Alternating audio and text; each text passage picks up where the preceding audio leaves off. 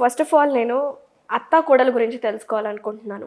అత్తా కోడల మధ్యన అనుబంధం ఎలా ఉండాలి? అంటే ఒకప్పుడు సినిమాల్లో చూపించినట్టు అత్తా కోడల మధ్యన ఫైటింగ్స్ ఉన్నవాళ్ళు కూడా ఉన్నారు. నార్మల్‌గా కూడా సరదాగా అమ్మలాగా చూసుకునే అత్తలు కూడా ఉన్నారు. సో, మీరు మీ మాటల్లో తెలుసుకోవాలనుంది. అంటే చిన్నప్పటి నుంచి మా చిన్నప్పటి కంటే ఇంకా చిన్నప్పటి నుంచి అత్తగారు అనంగానే ఒక విలన్ రోలు కదా. అత్తగారు ఏం చెప్పినా దాన్ని నెగిటివ్లో తీసుకోవడము, అత్తగారు అనంగానే సాధించే ఈవిడ క్యారెక్టరే ఇంత అనేది అది ఎప్పటి నుంచో ఉన్న అలవాటు అనమాట. అంటే అందరూ అంత ఈవిడ అత్తగారు మాకు అని అంటారు. ఎందుకంటే అన్నీ ఆవిడ ఉన్న పాయింట్స్ అన్నీ తప్పు, అంటే చిన్న తప్పు కూడా పెద్ద తప్పు చేసి అత్తగారు ఉంటారు. తప్పు చేసినా కూడా దాచిపెట్టేసి లేదు నా కూతురు అయితే ఇలా చేస్తే నేను దాచుకుంటాను కదా అని కప్పిపుచ్చుకొని ఒక కోడల్ని కూతురులాగా చేసే అత్తగారులు కూడా ఉన్నారు. అంటే సొసైటీలో రెండు రకాలుగా ఉంటారండి. అంటే ఇదివరకు మాత్రం మనకి అంటే అనాదిగా ఒక మాట ఏంటంటే అత్తగారు అనగానే ఒక క్యారెక్టరే నెగిటివ్ క్యారెక్టర్. సో ప్రతి ఒక్కరిని ఆడిపోసుకుంటుంది. మరి ముఖ్యంగా కోడలతో సఖ్యతగా ఉండదు, కోడలు వాళ్ళ ఇంటి వాళ్ళతో అంటే ఆ పుట్టింటి వాళ్ళతో కూడా సరిగ్గా ఉండదు అనేది ఒక ఇదనమాట. సో టేక్ ఇట్ గ్రాంటెడ్గా అత్తగారు అనగానే అలాగా. కానీ ఈ మధ్య పరిస్థితులలో ఇదివరకు ఏమిటంటేనండి చిన్నప్పుడే పెళ్ళిళ్ళు అయ్యాయి. అంటే 16-15 సంవత్సరాల కారణంగా పుష్పవతి కాగానే పెళ్లి చేసేవాళ్ళు. కాబట్టి ఆ అమ్మాయికి లోకజ్ఞానం తెలియదు, ప్లస్ చదువులు కూడా అంతంత మాత్రమే ఉండేవి. కాబట్టి అత్తగారింటికి రాగానే అత్తగారు ఒక తల్లి పాత్ర పోషిస్తూ ప్రతి ఒక్కటి నేర్పిస్తూ అంటే ఎలా ఉండాలి ఏంటి, కుటుంబ సాంప్రదాయాలు ఏంటి, తర్వాత పెద్దవాళ్ళతో ఎలా ఉండాలి, హస్బెండ్తో ఎలా ఉండాలి, ఇంటి పనులు ఏంటి అనేది ఒక తల్లిలాగా చెప్పి చేయించుకుండే అత్తగాళ్ళు ఉండేవాళ్ళు. కాలక్రమేణా అమ్మాయిలందరూ బాగా చదువుకొని వాళ్ళకు వాళ్ళు జ్ఞానం తెచ్చుకొని ఎలా ఉండాలి అనేది నేర్చుకుంటున్నారు. కాబట్టి అత్తగారు ఇప్పుడు అంటే అత్తగారు చెప్తే వినాల్సిన పరిస్థితి అయితే ఇప్పుడు లేదండి. సో ప్రతి కోడళ్లకు ముందు అన్నీ తెలుసు. అది నిజంగా మనము సంతోషించదగిన ఇదే. ఎందుకంటే ఎవరి మీద ఆధారపడకుండా అత్తగారిని ఇది చేయాలా అది చేయాలా, ఇది చేస్తే తప్ప ఇది చేస్తే గొప్ప అనేది లేకుండా సో పిల్లలు కూడా అమ్మాయిలు కూడా అందరినీ తెలుసుకొని ఉంటున్నారు. సో మనం అందరం దానికి నిజంగా గర్వపడాలి అమ్మాయిలుగా. ఓకే. సో కాకపోతే ఏంటంటే ఇప్పుడు ఇంకా కొన్ని ఈ మధ్యకాలం వేరే రీసెంట్గా ఏంటంటే సాధించే అత్తగారులు తక్కువైపోయారండి. చాలా మటుకు అంటే 80, 70, 72, 75, 80% అత్తగారులు కూడా కోడల్ని ఒక కూతురులాగా చూసుకుండే. అంటే నాకు తెలిసిన దాదాపు అన్ని ఫ్యామిలీస్లో అత్తగారు తల్లిలాగే చూసి ఏదైనా తప్పు అప్పులు ఉంటే సరిదిద్దుకుంటే అత్తగారులే ఉన్నారు. ఇదివరకులాగా వరకట్నం వేధింపులు సాధించే అత్తగారులు తక్కువైపోయారు. మైట్ బి ఒక న్యూక్లియర్ ఫ్యామిలీస్ కూడా డెవలప్ అయ్యాయి కాబట్టి దానివల్ల కూడా తక్కువైపోయినాయి. సో కాబట్టి మనము మళ్ళీ సంతోషించాల్సిన విషయమే. కాకపోతే ఇంకా అంటే 100% అత్తగారులు కోడలతో సఖ్యతగా ఇంకా రోజులు రాలేదు. అట్లాగే కోడలు కూడా అత్తగారిని చేయలేదు, అంటే తల్లిలాగా చూసేది లేదు. ఇప్పుడు ఇంకా మరి ముఖ్యంగా అంటే ఇప్పుడు జరిగే ఇంకా మరి ఒక 10 years తర్వాత జనరేషన్ ఏమవుతున్నదంటే మాకు ఎవ్వరు ఉండకూడదు, నాకు నా హస్బెండ్ ఒక్కడే ఉండాలి ఫ్యామిలీలో, అత్తగారు ఉండకూడదు, మామయ్య గారు ఉండకూడదు, ఇంకా మరుదులు సిబ్లింగ్స్ ఎవరు ఉండకూడదు, ఆడపడుచులు ఉండకూడదు. సో ప్లస్ మేము పెళ్ళి అయిన నెక్స్ట్ డేనే మేము వేరే కాపురం పెడతాము అని ముందు కండిషన్ పెట్టుకొని మాట్లాడుకొని అప్పుడు వాళ్ళు పెళ్ళిళ్ళు చేసుకుంటున్నారు. సరే మరి మా అమ్మ సంగతి ఏంటంటే నాకు సంబంధం లేదు, నాకు నువ్వు ఒకటే ఇంపార్టెంట్, నువ్వు నాతో పాటు ఉంటాను అంటే నేను నీకు ఇష్టమైతే నువ్వు కంపల్సరీగా నువ్వు బయటికి రావాల్సింది, లేదా మన ఇద్దరం వేరు కాపురం పెట్టుకోవాల్సిందే అనే కండిషన్ మీద ఒప్పుకుంటున్నారు. ఈ మధ్య కొంతమంది మగ పిల్లలు కూడా అలా తయారవుతున్నారు. అంటే వాళ్ళకు కళ్ళు మూసుకున్నా కళ్ళు తెరిచినా ఒక అమ్మాయి తప్ప ఎవరు కనిపించట్లేదు. చిన్నప్పటి నుంచి కష్టపడి పెంచి పోషించి ఇవాళ నేను ఈ స్థాయికి రావడానికి కారణం ఎవరు, ఈ భూమి మీదకి రావడానికి కారణం ఎవరు, మా అమ్మే కదా అని ఎవరు గుర్తించకుండా సరే నువ్వు ఏంటంటే అది అన్నట్టుగా కొంతమంది మళ్ళీ చెప్తున్నా కొంతమంది అబ్బాయిలు కూడా అంటే ఆ అమ్మాయి వ్యామోహంలో పడిపోయి వాళ్ళు చెప్పినట్టుగా వింటున్నారు. ఇంకా కొంతమంది ఇంకా అడ్వాన్స్డ్గా ఏం చేస్తున్నారంటే ఈ ఫ్యామిలీ వదిలేసి అమ్మాయి వాళ్ళ ఫ్యామిలీతో కలిసి ఉంటున్నారు. సో అంటే ఇది వరకు ఇల్లరికం. ఇల్లరికం అనేవాళ్ళు. సో అంటే అమ్మాయి వాళ్ళ తల్లిదండ్రులను అబ్బాయి బాగా చూసుకుంటున్నాడు కానీ ఈ అమ్మాయి వచ్చేటట్టుకి తల్లిదండ్రులను ఈ అబ్బాయి తల్లిదండ్రులను చూసుకోవడం అనేది తక్కువైపోయింది. అంటే ఇక్కడ ఎవరిది లోపం అంటారు? ఎవరిది ఇరువైపులా లోపమే అండి. ఎవరిది ఇప్పుడు ఎవరైనానండి ఒక ఒక భార్య భర్త అంటే అమ్మాయి వైపు తల్లిదండ్రిని అబ్బాయి ఎలా చూసుకుంటాడో అట్లాగే అబ్బాయి వైపు తల్లిదండ్రులను కూడా అమ్మాయి కోడలు చూసుకోవాల్సిన బాధ్యత తండ్రి కదా. సో ఇప్పుడు అలా ఉండట్లేదు. అదేంటంటే మా అమ్మ వస్తుంది అనగానే కోడలు ఏం చేస్తే పరిగెత్తుకుంటూ అన్ని రకరకాల వంటలు చేసేస్తుంది. వచ్చేది మా అమ్మ కాదు, మీ అమ్మ కాదు, మా అమ్మ అనగానే మొత్తం తీసుకెళ్ళి డస్ట్బిన్లో బారేసి వండలేనని చెప్తుంది అనమాట. సో అలాంటి కొంతమంది కూడా ఉన్నారు. సో అంటే అటువైపు ఇటువైపు ఇద్దరు ఉన్నారండి. అంటే రెండు రకాలుగా అటువైపు ఆ రకంగా ఉన్నారు, ఈ రకంగా ఉన్నారు. అలా అని అందరూ అత్తలు అలా లేరు అను. కొంతమంది కోడల్ని ఒక కూతురులాగా చూసుకుంటే ఆ అత్తగారు కూడా ఉన్నారు. నేను మీకు దీనికి సంబంధించి ఒక చిన్న స్టోరీ చెప్తాను, నాకు తెలిసింది. సో తప్పకుండా చెప్పండి అమ్మా, అది రియల్ స్టోరీయేనా? రియల్ స్టోరీ అంటే ఐఎమ్ నాట్ షూర్ అండి. ఎవరో చెప్పింది నేను విన్నాను. ఎక్కడో వాళ్ళు అంటే ఇది ఎక్కడ జరిగిందో అయితే నాకు తెలియదు. కాకపోతే ఇది హృదయ విదారకంగా ఇలాంటి స్టోరీ కూడా ఉంటుందో, ఇలాంటి మనుషులు కూడా ఉంటారా అనిపించేలాగా ఉంటుంది ఇది. సో ఒక అంటే పెద్ద వాళ్ళ అతని పేరు పరంధామయ్య గారు, ఆ అమ్మాయి పేరు ఆవిడ భార్య పేరు రమాదేవి. సో వాళ్ళిద్దరూ పెళ్లి చేసుకున్న తర్వాత ఏమైందంటే పాపం 10-12 సంవత్సరాల వరకు వాళ్ళకి సంతానం కలగలేదు. చాలా కష్టపడిన తర్వాత పూజలు, వ్రతాలు, నోములు అట్లాగే హాస్పిటల్ చుట్టూ తిరిగిన తర్వాత ఈవిడికి దాదాపు 35-36 ఇయర్స్ వచ్చిన తర్వాత, అతనికి 38-39 ఏళ్ళు వచ్చిన తర్వాత భగవంతుడు అనుగ్రహించిన తర్వాత అనుగ్రహంతో ఒక అబ్బాయి పుట్టాడు. సో అంటే 38 ఇయర్స్ కానీ వీళ్ళు తల్లిదండ్రులు కాలేకపోయారు అనమాట. సో ఇంకా మీకు తెలుసు కదా, లేక పుట్టిన అబ్బాయిని కాబట్టి చాలా కళ్ళల్లో పెట్టుకొని పెంచుకున్నారు. ఆ అబ్బాయి కూడా పాపం తల్లిదండ్రిని ఒక గురువులాగే భావించేసి చాలా కష్టపడి చదువుకున్నాడు, మంచి ఉద్యోగం సంపాదించుకున్నాడు. తల్లిదండ్రులు ఎలా చెప్తా అలా వినేసే అబ్బాయి లాగా ఉన్నాడు. ఏ రోజు కూడా ఈ అబ్బాయి వల్ల ఈ తల్లిదండ్రులు బాధపడలేదు. అట్లాగే ఆ అబ్బాయి కూడా తల్లిదండ్రులు ఏ మాట కూడా జవదాటకుండా చక్కగా ముగ్గురు చక్కగా మంచిగా ఉన్నారు, గుడ్ బాయ్ లాగా ఉన్నాడు. అట్లాగే తల్లిదండ్రులు తీసుకొచ్చిన సంబంధాన్నే ఇతను పెళ్లి చేసుకున్నాడు. వాళ్ళు కూడా అమ్మాయి కూడా కోడలుగా వచ్చిన తర్వాత కోడలుగా కాకుండా కూతురి పాత్ర పోషించి ఈ అత్తగారిని మామగారిని ఒక తల్లిదండ్రులాగా చూసుకుందనమాట. సో ఆ పెంపకం ఏంటంటే అక్కడి నుంచి వచ్చేటప్పుడే తల్లిదండ్రులు చెప్పారమ్మా, మీ అత్తగారికి మామగారికి పిల్లలు లేరు, నువ్వు ఒక్కదానివి ఎలాగో వాళ్ళకు కూడా పిల్లలు లేరు.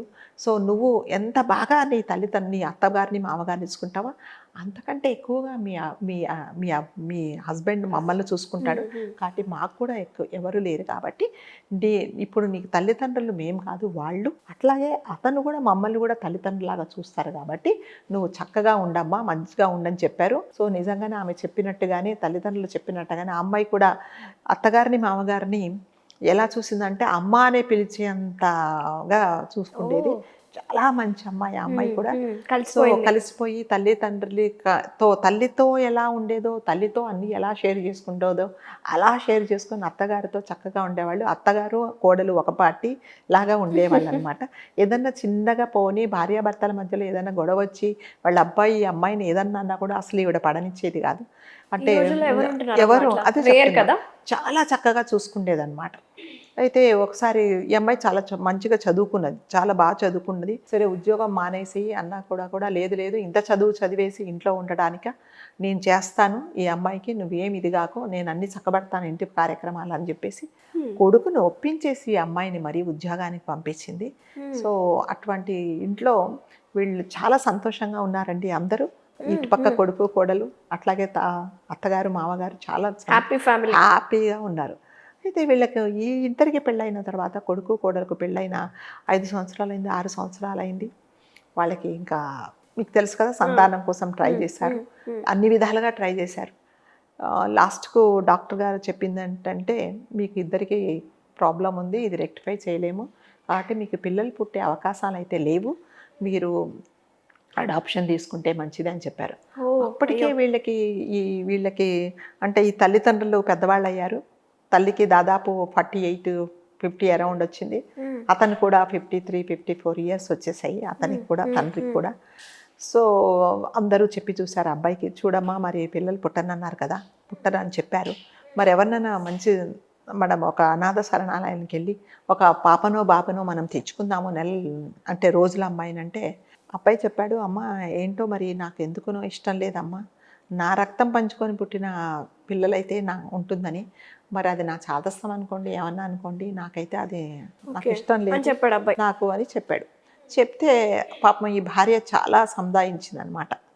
సరే ఏదైనా సరే మరి తెచ్చుకుందాము అని ఎంత చెప్పినా కూడా వినలేదండి. వినకపోతే ఇంకేం చేసిందంటే, మీకు తెలుసు కదా ఇంట్లో ఏదన్నా చిన్న ప్రాబ్లం వచ్చింది అనుకోండి, ఆ ప్రాబ్లం వల్ల ఏమైందంటే ప్రతిసారి దాన్నే మాట్లాడుతూ ఇద్దరి మధ్యలో కొంచెం అంటే అన్యోన్యంగా ఉండే ఈ దంపతుల మధ్య బికాజ్ ఆఫ్ దిస్ రీజను చిన్న చిన్న పొరాపచ్చాలు వచ్చేసి, ఎట్లాగంటే మనస్పర్ధలు వచ్చేసి, నువ్వు ఏమవుతుంది మన ఇద్దరికి ప్రాబ్లం ఉందని చెప్పారు కదా, మరి ఒక పాపని కనీసం 2-3 రోజులు ఉండే పాపనైనా తెచ్చుకుందాం లీగల్గా అన్నీ అప్రోచ్ అయిపోయి అంత భార్య చెప్పినా అతను వినలేదు. వినకపోతే ఇంకా పాపం ఈ తల్లిదండ్రులకు బాధ, అదేంటి చక్కగా ఇద్దరు ఉన్నారు, కూతురు లాంటి కోడలు వచ్చింది నాకు, మంచి సంసారము హాయిగా ఉన్నారు అని బాధపడుతూ బాగున్న సందర్భంలో ఎందుకు భగవంతుడు ఇలా చేశాడు అని వీళ్ళకంటే ఈ తల్లిదండ్రులు చాలా మనోవ్యాధికి గురైపోయారు అనమాట. ఇంకా ప్రతిరోజు ఇదే గొడవ. ఎప్పుడన్నా తను కొంచెం లేటుగా వస్తే, ఎందుకంటే లేటుగా వచ్చారంటే, ఏమున్నారు నన్ను ఎందుకు రమ్మంటావు లేటుగా, ఇంట్లో పిల్ల పాప ఎవరున్నారని, నేను ఎవరితో ఆడుకోవాలి, నేను ఎవరితో ఉండాలి, నేను ఎవరితో టైం పాస్ చేయాలి అనే విధంగా అటు తిరిగి పిల్లలు లేరనే సమస్యను అతను ప్రతిరోజు హైలైట్ చేసేవాడు. సో దాని కారణంగా చాలా కొంచెం చిన్న ఇది జరిగేది, డిస్టర్బెన్స్ వచ్చేది. ఇక చుట్టుపక్కల వాళ్ళందరికీ తెలిసిపోయింది వీళ్ళకి పిల్లలు పుట్టరని, అందరూ అన్ని విధాలుగా చెప్పి ట్రై చేశారు. అని అతను ససైమిరా అన్నాడు, నాకైతే వద్దు, ఈ జన్మకు ఇంకా లేదనుకున్నాను, వదిలేసేయండి అని చెప్పి. సరే ఇంకా ఈ తల్లిదండ్రులకు కూడా ఇది ఒక్కటే బాధ, ఏం చేయాలి, ఇంకా మేమైతే ఏం చేసే పరిస్థితులు, వాళ్ళు ఏం చేస్తారండి, ఏదో ఒక పెద్ద వస్తువు కాబట్టి వీళ్ళిద్దరు శక్తి లేదు కాబట్టి నేను వెళ్ళి ఇంకా ధర ఎక్కువ పెట్టి కొనిచ్చి ఇద్దాము అనేది కాదు కదా, అది వాళ్ళిద్దరికి సంబంధించిన విషయం కాబట్టి ఇంకా అట్లాగే పాపం వీళ్ళు కూడా ఇటుపక్క వీళ్ళిద్దరూ అటుపక్క వాళ్ళిద్దరూ చాలా ఇబ్బంది పడుతూ ఉన్నారు. సరే కొన్ని రోజుల తర్వాత ఏమైందంటే, ఒకరోజు సడన్గా అత్తగారికి ఒంట్లో బాగాలేదు.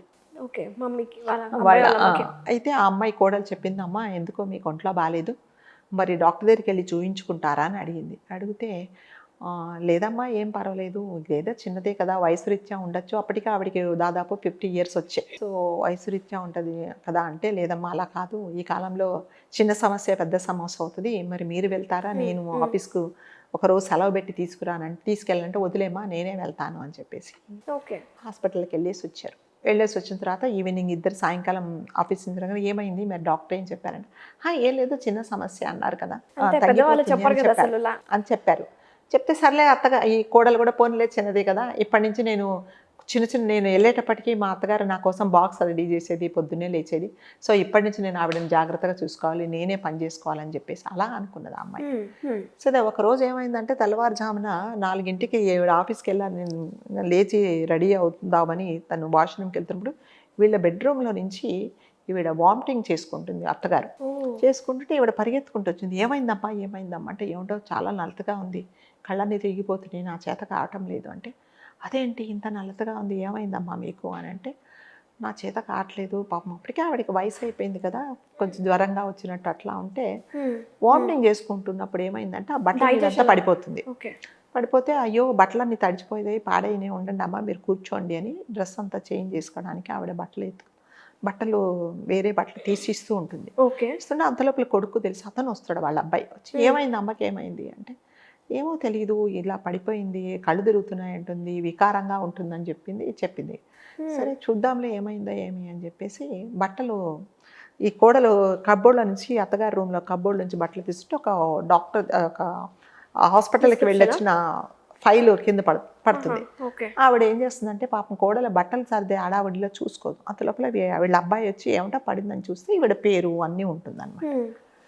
సరే తెరిచి చూస్తాడు, వీళ్ళు ఏంటి డాక్టర్ దగ్గరికి వెళ్ళేస్తామన్నారు, అసలు సంగతి ఏమో చెప్పట్లేదు అని తెరిచి చూసినప్పుడు, అది తెరిచి చూసిన తర్వాత అతనికి ఆ విషయం తెలుసుకొని ఆయన కాళ్ళ కింద ఇట్లా భూమి ఇలా బద్దలవుతున్నట్టుగా అనిపిస్తుంది అనమాట.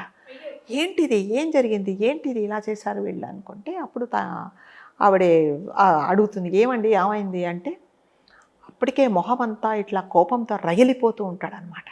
ఏమైంది చెప్పండి చెప్పండి అని అంటే, నేను చెప్పను నువ్వు చూసుకో అని చెప్పేసి ఫైల్ విసిరేస్తాను. ఏమైందమ్మా?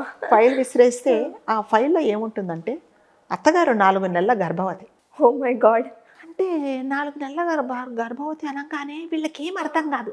వీళ్ళ వయసు ఏంటి, వీళ్ళేంటి, వీళ్ళకి కొంచెమన్నా ఏమైనా ఇంగీంతం ఉందా, మాకు పిల్లలు లేరని చెప్పేసి చుట్టుపక్కలందరూ మమ్మల్ని దెప్పి పొడుస్తూ ఉంటే, ఈ బాధ మేము భరించలేక ఏం చేయాలని మేము ఆలోచిస్తూ ఉంటే, వీళ్ళు ఈ పని చేసి కూర్చున్నారేంటి, రేపొద్దున మేము తల ఎత్తుకొని తిరగాలి, ఎలా తిరగాలి అనేసి ఇంకా వాళ్ళకి అసలు ఈవిడ ఇంకా నేను ఇన్ని రోజులు మా అత్తగారిని అమ్మలాగా చూసుకున్నానేదే విషయం ఆ క్షణంలో మర్చిపోయేసి, ఇంకా అసలు అంటే కోడలు అత్తగారిని ఎన్ని మాటలు అనాలో అన్ని మాటలు అత్తగారిని అంటుంది.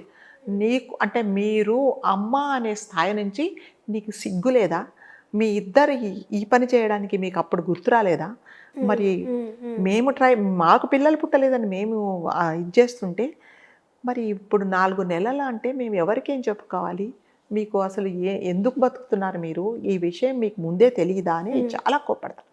అట్లాగే వాళ్ళ అబ్బాయి కూడా చాలా అసలు వాళ్ళ నాన్న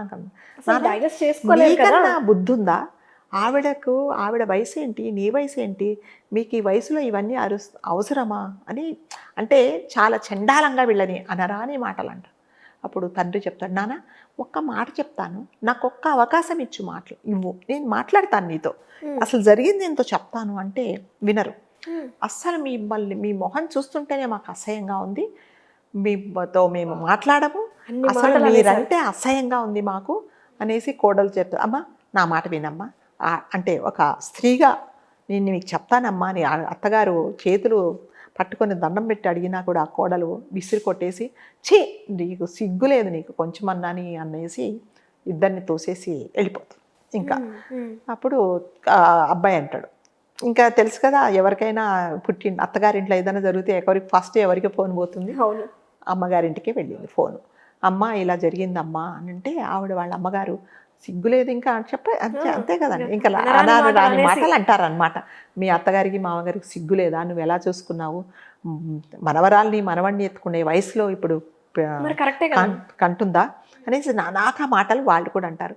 అంటే లేదమ్మా నేను ఇంకా వీళ్ళ మొహం చూడడానికి కూడా నాకు అసహ్యంగా ఉంది, నేను ఇక్కడ ఉండను అంటే, మీరు వెంటనే వాళ్ళను వదిలేసి మీరు వెళ్ళిపోండి, మీరు ఎక్కడికైనా వీళ్ళిద్దరు వెళ్ళిపోండి అని చెప్తుంది. చెప్తే తల్లి కూతురు చెప్తుంది, అత్తగారు కూడా చెప్తారు అట్లాగే వాళ్ళ అబ్బాయి వాళ్ళ అత్తగారు. ఇంకా అతను అంటాడు, ఏమాత్రం నిర్దాక్షిణ్యంగా సామాన్లను సర్దేసుకొని వాళ్ళు అన్ని పెట్టేసుకుంటూ ఉంటే బయటికి అత్తగారు మళ్ళీ అడుగుతుంది, అమ్మ నా మాట వినమ్మా, ఒక్కసారి విను, నేను చెప్పింది విన్న తర్వాత ఇది తప్పు అంటే నువ్వు ఏం శిక్ష వేసినా, నువ్వు ఇంతకంటే నన్ను ఇంకా భయంకరంగా తిట్టినా నేను భరిస్తానమ్మా, నా మాట వినమ్మా అని ఇద్దరు చెప్పినా వినరు. ఇంకా విదిలించుకొని అతను పోయి కారులో కూర్చుంటాడు, ఈవిడ కూడా వెళ్ళిపోతుంటే ధనామని ఏదో శబ్దం వస్తే వెనక్కి చూస్తే అత్తగారు ఆ గుమ్మం పట్టుకొని గుమ్మం మీద కిందనే కుప్ప కూలిపోతుంది అన్నమాట. ఎంతైనా మరి చూస్తూ అంత రాక్షసత్వంగా ఉండలేదు కదా. సరే యాండి అమ్మ అత్తగారు పడిపోయారు కింద అనగానే పరిగెత్తుకుంటూ అప్పటికి అంత స్పృహ ఉండదు. అంటే అప్పటికి ఆమెకు నెలలు నిండిపోయి ఉంటాయి, ఇప్పుడో రేపో ఎల్లుండో అన్నంతగా ఉంటుంది ఆమె. సరే అని చెప్పేసి గబగబా పరిగెత్తుకుంటూ హాస్పిటల్కి తీసుకెళ్తారు ఆమెను. తీసుకెళ్ళిన తర్వాత ఇంకా తండ్రి కూడా వస్తాడు. ఇంకా తండ్రిని ఎంత అంటే, ఇవన్నిటి కారణం నువ్వు కాబట్టి నువ్వు అసలు నడుచుకుంటూ నువ్వు మాతో పాటు రావద్దు అనేసి పాపం అతను వదిలేసి వెళ్ళిపోతారు కారులో, ఈమె నొక్కదాన్ని ఇట్లా చేతులు పట్టుకొని. అతను పాపం ఆర్ట్ చేసి అతను కూడా హాస్పిటల్కి వెళ్ళిపోతాడు. వెళ్ళిపోయిన తర్వాత లోపలికి తీసుకెళ్తారండి ఈవిడిని. తీసుకెళ్ళిన తర్వాత అప్పుడు అడుగుతారు ఏమైంది అంటే, ఇప్పుడు వయసు రీత్యా ఈమెకు ఇప్పటికే దాదాపు 50 సంవత్సరాలు దాటిపోయినాయి కాబట్టి ఈ సమయంలో ఈ టైంలో ఈమె ప్రెగ్నెన్సీ వచ్చింది కాబట్టి చాలా కష్టం ఈమెకు. కాబట్టి మరి మేమైతే ఏమి చెప్పలేము, మేము ట్రై చేస్తామని లోపల తీసుకెళ్ళిపోతారు ఆమెని. తీసుకెళ్ళిపోయిన తర్వాత మళ్ళీ తండ్రికి మళ్ళీ ఇంకొక డోస్ పడుతుంది. అయిపోయిందని చెప్పేసి వాళ్ళు కాంప్రమైజ్ అయి తీసుకెళ్తారు. కాంప్రమైజ్ ఏంటంటే, ఒక మనిషిగా కింద పడింది కదా, ఈమెకు ఆరోగ్యం బాగలేదన్న దృష్టితోనే తీసుకెళ్తారు. ఎటువంటి వీళ్ళు చేసిన దానికి మాత్రం వీళ్ళు క్షమించి అయితే కాదండి, తీసుకెళ్ళిపోతారు. లోపలికి తీసుకెళ్ళిపోతారు. మళ్ళీ కొడుకు కోడలు కలిసి మళ్ళీ ఈ తండ్రిని మళ్ళీ అంటారు, ఇంకొకటి ఇస్తారు. ఆయన మళ్ళీ నానా నేను చెప్పిన మాట నువ్వు అస్సలు నీకు మాట్లాడే అర్హత కూడా లేదు అని మాట్లాడనివారు. సరే హాస్పిటల్కి లోపలికి తీసుకెళ్ళిపోయిన తర్వాత ఆవిడే చాలా కష్టం మీద ఆమెకు ఏంటి కాన్పు చేస్తారండి. 12 ఆడపిల్ల పుడుతుంది. పుట్టిన తర్వాత ఇంకా చావు బ్రతుకుల్లో ఉంటుందన్నమాట ఆమె. ఇంకా ఆమెకు చేత కాదు. ఇంకా అప్పుడు డాక్టర్ వచ్చేసి ఇప్పుడు చివరి క్షణాలలో ఉంది, డెలివరీ అయితే అయింది, ఇదిగోండి పాప అని తీసుకొచ్చి చూపిస్తారు. చూపిస్తే ఒక క్షణం అసలు నేను కదా ఈ క్షణం కోసం ఎదురు చూశాను, నాకు ఇదే జరిగింటే నేను ఇంత బాగుండేదాన్ని కదా, ఎంత సంతోషపడేదాన్ని అని చెప్పి సరే చేతిలోకి తీసుకుంటుంది. అప్పుడు డాక్టర్ గారు వస్తారు, బయటికి వచ్చి ఆమె చివరి క్షణాలలో ఉంది, మీతో ఏదో ఒక మాట చెప్పాలట, మీరు మమ్మల్ని రమ్మంటుంది అంటే మేము రామంటారు వాళ్ళు. అంటే లేదు అప్పటికి కూడా లోపలికి ఏం చెప్తుంది ఆమె, ఇదే కదా మరి. అయితే సరే బలవంతంగా లేదండి, ఎవరైనా ఒక మనిషి చనిపోయే ముందు నేను ఒక ఫలాని వాళ్ళతో మాట్లాడాలి అంటే ఎంత కర్కోటకులైనా ఎంత బండరాయి ఉన్న మనసు అయినా కూడా ఒకసారి వెళ్ళి వింటారు, మీరు అలా చేయడం తప్పు, రండి అని డాక్టర్ గారి బలవంతం మీద లోపలికి వెళ్తే అప్పటికి ఆవిడ చావు బ్రతుకుల్లో ఉంటుంది.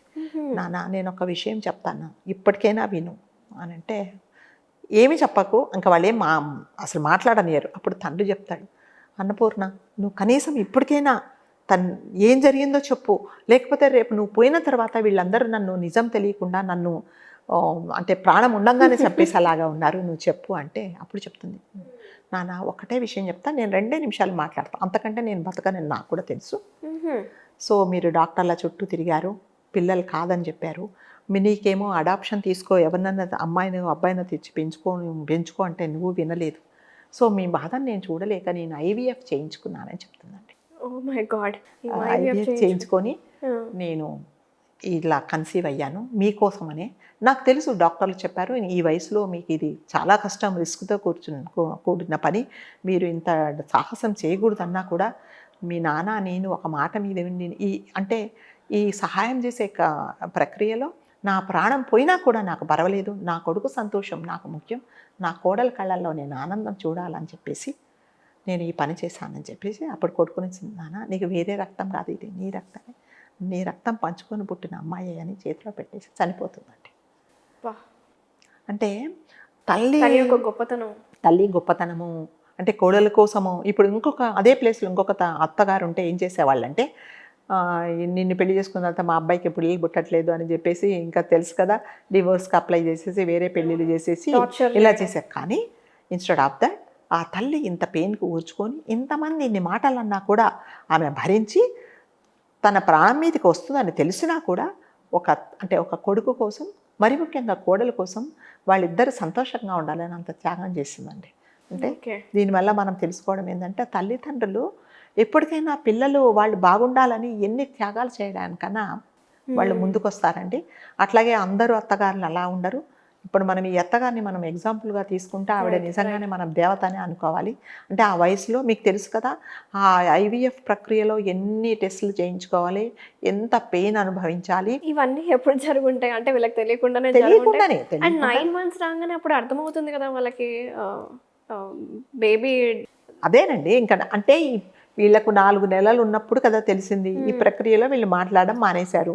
ఇంకా వీళ్ళు అంటే ఎంత పెయిన్ అయినా మేము భరిస్తామని చెప్పేసి అన్నీ పాపం వీళ్ళిద్దరే పెద్దవాళ్ళు ఇద్దరే భరించారు. వాళ్ళే ఒకటే వాళ్ళ గోల్ ఏంటంటే ఎవరినో ఒకరిని వీళ్ళకి చేతిలో పెడతాం. వాళ్ళకి తెలియదు అయితే 4th month లో వాళ్ళకి తెలిసింది ఆ బేబీ బంప్ ఉన్న తర్వాత మళ్ళీ 9th month లో వాళ్ళు తెలుసుకున్నారు. ఎవరు తెలుసుకున్నారు? కోడలు ఇంకా ఇప్పుడు 4th month లోనే తెలిసింది కదా, తెలిసింది. అప్పటి నుంచి వీళ్ళని దూరం పెట్టారు. అయినా కూడా వీళ్ళ ఒక గోల్ కోసం మీరు మమ్మల్ని ఎంత ఆశ్రయించుకున్నా మా గోల్ ఏంటంటే మీ ఇద్దరిని మేము సంతోషపెట్టడం, సుఖపడడం, మీరు సుఖంగా ఉండాలని వాళ్ళు అంత పెయిన్ తీసుకొని లాస్ట్కి ఆవిడ ఏంటంటే పాపం తన ప్రాణాలే కోల్పోయిందండి. కాబట్టి దీనివల్ల అంటే నేను చెప్పే ఉద్దేశం ఏంటంటే అందరు అత్తగారులు అలా ఉండరు. ప్రతి తల్లి ఏ తల్లి అయినా కూడా పిల్లల సుఖం కోసం ఎంత ప్రాణత్యాగానికైనా చేస్తుంది. కాబట్టి తల్లి అంటే అత్తగారు తల్లి పాత్ర పోషించి అంటే అన్ని బాధలకు ఓర్చుకొని, మీకు తెలుసు 50 సంవత్సరాల వయసులో ఎన్ని టెస్టులు చేస్తారో ఎన్ని మీకు ఉంటాయో తెలుసు. అంటే ఒక కృత్రిమంగా ఒక అబ్బాయిని కానీ అమ్మాయిని కానీ రావాలాగా అతనికి ఆ వయసులో ఆమెకు అది రావచ్చేలాగా చేయాలంటే ఎంత కష్టపడాలో తెలుసు. వాటన్నిటికీ ఎందుకు ఓర్చుకున్నారంటే నా కోడలు నా కొడుకు సంతోషంగా ఉండాలని మాత్రమే. జీవితాన్ని అట్లాగే వదిలేసుకుంది.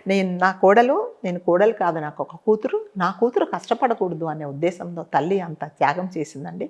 కాబట్టి ఈ ప్రపంచంలో అందరూ అత్తగారులు అలా ఉండరు, అందరు కోడళ్ళు అలా ఉండరు. కాబట్టి మనం అర్థం What a చేసుకోవడం story, ఏంటంటే Nice ఏ story ఏ త్యాగానికైనా సిద్ధపడే వాళ్ళు ఎవరంటే తల్లిదండ్రులేనండి. కాబట్టి తల్లిదండ్రులను అర్థం చేసుకోవడానికి మాత్రమే పిల్లలందరూ ట్రై చేయాలి. ఇలాంటి వాళ్ళు ఉంటారు, బట్ చాలా తక్కువ పర్సంటేజ్ వాళ్ళు ఉంటారు ఇలాంటి ఉంటారు. ప్రపంచంలో. అదే చెప్తున్నా. అలాగే తల్లి యొక్క గొప్పతనం గురించి మనం మాట్లాడుకుంటే తల్లిని టేకెన్ ఫర్ గ్రాంటెడ్ లాగా తీసుకుంటున్నారు. అవును. సో మా మమ్మీయే కదా, నేను అన్న మాటలన్నీ పడుతుందిలే, ఏదన్నా పడుతుంది, ఏదైనా తిట్టచ్చు అని టేకెన్ ఫర్ గ్రాంటెడ్. అవును. తల్లి యొక్క గొప్పతనం గురించి మనం కొన్ని మాటలు మాట్లాడుకుంటే ఏం చెప్తారు? తల్లి అంటే గొప్పేనండి, ఇంకా అందులో మాట్లాడుకునేది ఏం లేదు. తల్లి అనగానే మన సృష్టికి కారణం ఈ తల్లినే. ఈ ప్రపంచంలో ఈ ప్రపంచానికి మనం రావడానికి, ఈ భూమి మీద మనం పాడడానికి కూడా తల్లినే. కానీ తల్లిని నిజంగానే ఈ కాలంలో మరి ముఖ్యంగా తల్లి అనేటప్పటికీ అసలు ఏం విలువ లేకుండా, నువ్వు మాకు పని చేయడానికే పుట్టావు, నీ ఆఖరి శ్వాస వరకు మాకు పని చేయాల్సిందే, నీ ఆరోగ్యం ఎలాగున్నా కూడా మాకు పర్వాలేదు అని కొంతమంది, మళ్ళీ చెప్తున్నాను, కొంతమంది పిల్లలు అలా బిహేవ్ చేస్తున్నారు. తల్లికి ఆరోగ్యంగా ఉందా లేదా, ఆమెకి ఏం కష్టాలు ఉన్నాయి, వయసు రీత్యా ఎటువంటి ప్రాబ్లమ్స్ ఉన్నాయి అనేది కూడా ఎవ్వరు ఆలోచించట్లేదు. అంటే ఎదిగిన పిల్లలు కూడా, అంటే ఉద్యోగాలు చేసే పిల్లలు కూడా, కొంతమంది పిల్లలు ఏం చేస్తున్నారంటే తల్లి అనగానే నేను వెళ్ళేటప్పటికీ నా బాక్స్ రెడీ చేయాలి, నేను వచ్చేటట్టుగా నువ్వు వేడివేడిగా పెట్టాలి. పోనీ సండే సాటర్డే ఏమన్నా రెస్ట్ ఉంటుందా అంటే అది కూడా లేదు. దానికి తోడు హస్బెండ్ కూడా జత అవుతాడు వీళ్ళకి. సో అందరు పిల్లలు హస్బెండ్ కలిసి తల్లిని ఏంటంటే 24 గంటలు నువ్వు పని చేయాల్సిందే. అంతేగాని అయ్యో అమ్మ ఆరోగ్యం ఎలా ఉంది, మా కోసం ఇన్ని రోజులు పనిచేసింది కదా అమ్మ, ఈరోజు నువ్వు శనివారం ఆదివారం మేము ఇంట్లో ఉంటాము, మేము నీకు వండి పెడతాము, నీకేం కావాలో చెప్పు. ఆదివారం ఆడవాళ్ళకి సెలవు అన్నట్టు ఏమీ లేదు. అలాంటిది ఏమీ లేదండి. అలా లేకుండా అమ్మ అనగానే టేక్ ఇట్ గ్రాంటెడ్, నువ్వు చేయాల్సిందే ఎవరి కోసం అని చెప్పేసి. ఇంకా కొంతమంది పిల్లలు ఏంటంటే డిమాండ్ చేసేసి, డిమాండ్ చేసి నువ్వు ఎందుకోసం చేస్తావు, ఏం చేస్తావమ్మా నువ్వు మాకు చేయడానికే కదా నువ్వు ఉన్నావని అనుకుంటారు. ఆమె వయసు ఏంటి, వయసు రీత్యా ఏమన్నా ఆరోగ్య సమస్యలు ఉన్నాయా, తనకి ఇవాళ చేతనవుతుందా, చేత కాదా, అమ్మ నీకు ఈరోజు ఒంట్లో బాగలేదా, పోనీ రెస్ట్ తీసుకుంటావని మరి పిల్లలు అడగట్లేదండి. మళ్ళీ చెప్తున్నా, కొంతమంది పిల్లలు నిజంగా తల్లిని ఒక దేవతలాగా చూసి ఆమె కష్టాలు అర్థం చేసుకొని ఒక ఫ్రెండ్ లాగా ఉండే పిల్లలు కూడా ఉన్నారు. బెదిరిస్తున్నారు కూడా, అమ్మ నువ్వు ఇది చేయకపోతే నేను అది చేయను, చదువుకోను, నేను హోంవర్క్ చేయను. అవునే, అదే చెప్తున్నాను. అంటే కాబట్టి తల్లి అనేది ఎప్పటికైనా ఈ భూమి మీద మనం రావడానికి కారణము, ఈ భూమి అంటే ఈ సృష్టిలో తల్లికున్నంత గొప్పతనం ఎవరికి లేదండి. అందుకనే తల్లిదండ్రులను ప్రత్యక్ష దైవాలని అంటారు కదా. సో ఇది వరకు మా కాలంలో, మీరు నమ్ముతారో నమ్మరో, మేము ఎగ్జామ్కి వెళ్తున్నాము అంటే తల్లికి తండ్రికి నమస్కారం పెట్టుకొని మేము కాళ్ళకు దండం పెట్టుకొని వెళ్ళేవాళ్ళము. ఇప్పుడు అలాంటివన్నీ ఏమి లేదులే, కానీ ఊరికే ఏంటంటే ఇన్ఫర్మేషన్ ఇస్తున్నారు, ఎవరేం పర్మిషన్ తీసుకోవటం లేదు. ఓకే అంటే ఇండివిజువాలిటీ పెరిగిపోయింది, పిల్లలు కూడా పెద్దవాళ్ళు అయిపోయారు, వాళ్ళ డెసిషన్ వాళ్ళు తీసుకుంటున్నారు అంతే. గివింగ్ ఓన్లీ ఇన్ఫర్మేషన్ అంతే. నేను పలానా చోటికి వెళ్తున్నాను అని అంటున్నారు, వెళ్ళాలా అని ఎవరు అడగట్లేదు. నేను ఈ పని చేశాను, నేను అన్ని సెటిల్ చేసుకున్నాను అంటున్నారు, కానీ మరి చెయ్యాలా అమ్మ అని కూడా ఎవరు అడగటం లేదండి. సో తల్లి పాత్ర ఏంటంటే ఎంతసేపు వచ్చేసి మీరు చెప్పింది చెవులు ఉన్నాయి కాబట్టి వినాలి, విన్నా కూడా దానికి అయ్యో ఎందుకు చేస్తున్నావు అనే అడిగే అర్హత అయితే తల్లికి ఏమీ లేదు. సో తల్లి అంటే ఏంటంటే చేయడానికే పుట్టింది, మాకు చెయ్యాల్సిందే అని అంటున్నారు. కానీ ఒక్కసారి మనం కూడా పెద్దవాళ్ళం అవుతాం కదా, పిల్లలు మనకు కూడా ఈ ఏజ్ వస్తుంది, మరి మనం కూడా ఇప్పుడు నిజంగానండి, ఇప్పుడు మా అమ్మగారు చేసినట్టు నేను చేయలేను, నేను చేసినట్టు నా కూతురు చేయలేదు. ఎందుకంటే ఆ జనరేషన్ గ్యాప్లో అలాగే వస్తుందన్నమాట. ఇప్పుడు మా అమ్మగారు దాదాపు 90 సంవత్సరాలు బతికారు. ఆవిడ పోయేదాకా ఆవిడకి ఎటువంటి ప్రాబ్లం లేదు, ఊరికే కూర్చొని పూజ చేసుకున్నారు, మార్నింగ్ పూజ చేసుకున్నారు, కూర్చున్నారు, సోఫాలో కూర్చొని పోయారు మా అమ్మగారు. అసలు ఆవిడకి దాదాపు 97 సంవత్సరాలు అప్పుడు పోయారు. ఆవిడ చనిపోయి ఇప్పుడు దాదాపు 20 సంవత్సరాలు అయిపోయింది. సో అట్లాగే అంటే ఆవిడకున్నంత, అంటే చనిపోయేదాకా ఆమె పని ఆమె చేసుకుంటేది. ఆమె వయసు, ఆమె తర్వాత జనరేషన్, మా జనరేషన్లో ఇప్పుడు మేము కూడా అన్ని పనులు చేసుకుంటాం, ఎవరి మీద మేము ఆధారపడము. ఇప్పుడు మా పిల్లలకు, మా అమ్మాయికి అంత ఓపిక లేదు, అట్లాగే వాళ్ళ పిల్లలకు అంత ఓపిక లేదు. అంటే ఏంటంటే జనరేషన్ గ్యాప్లో ఏమవుతుందంటే అంటే ఒక్కొక్కరికి ఒక్కొక్క సమస్యలు ఉంటాయండి. పెద్దవాళ్ళు అయ్యేటప్పటికి ఏవైనా సమస్యలు ఉంటాయి. అయ్యో ఇప్పుడు 50 మీకు తెలుసుగా 40 ఇయర్స్ అయితే లేడీస్కి మోనోపోజ్ 45 ఇయర్స్ ఎన్నో ప్రాబ్లమ్స్ వస్తాయి. అంటే పిల్లలు కూడా అది అర్థం చేసుకోవటం లేదండి. ఒకసారి చిరాగ్గా ఉంటుంది, మీకు తెలుసు మోనోపాజ్ వచ్చినప్పుడు చిరాగ్గా ఉంటుంది. ఎవ్వరు ఏం పెట్టినా ఎవరితో మాట్లాడాలనిపించదు మనకి, ఎవరన్నా చూస్తే చిరాకు అనిపిస్తుంది. కాసేపు హాయిగా ఎవరితో మాట్లాడకుండా ఒక్కళ్ళమే ప్రశాంతంగా ఉండాలనిపిస్తుంది. పని చేసే ఓపుకుంటాను. అవన్నీ ఎవరు అర్థం చేసుకోవట్లేదాను. పిల్లలు ఎవ్వరు అర్థం చేసి ఎంతసేపు వచ్చి నువ్వు ఎందుకు పడుకున్నావు లేపు చెప్పు, నువ్వు ఎందుకు పడుకున్నావు అంతే అన్నారే. ఆరోగ్యం బాగలేక పడుకున్నావా అమ్మ అని అడగట్లేదు. నేను ఆఫీస్కి వెళ్ళాలని తెలీదా, నువ్వు చేసి పెట్టు, ఎవరి కోసం చేసి పెట్టు, చేయాల్సిందే. అంతేగాని అంటే పిల్లలు కొంతమంది పిల్లలు అలా తయారైపోయారండి.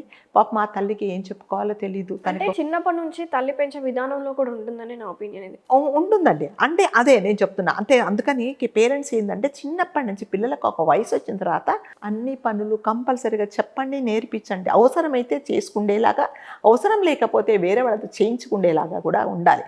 ఎంతసేపు వచ్చి మా పిల్లలకి నేను పని చెప్పానండి, అదో పెద్ద గ్రేట్గా ఫీల్ అవుతారు. మంచినీళ్ళ గ్లాసు కనీసం ఫ్రిడ్జ్లో బాటిల్స్ కూడా నింపడానికి కూడా వాళ్ళకు ఎంతసేపు తాగుతారో అక్కడ పారేస్తారు. అవి కూడా నిజంగాను ఇంట్లో ప్రతి చిన్న పని మనకు చాలా కష్టం అనిపిస్తుంది. చిన్న బట్టలు ఆరేస్తారు, అవి తీసుకొచ్చి మడతలు పెట్టడము, బాటిల్స్ నింపుకోవడము, లేకపోతే కంచాలు తిన్న తర్వాత కంచాలు తీసి సింక్లో ఇవన్నీ చిన్న పనులేనండి.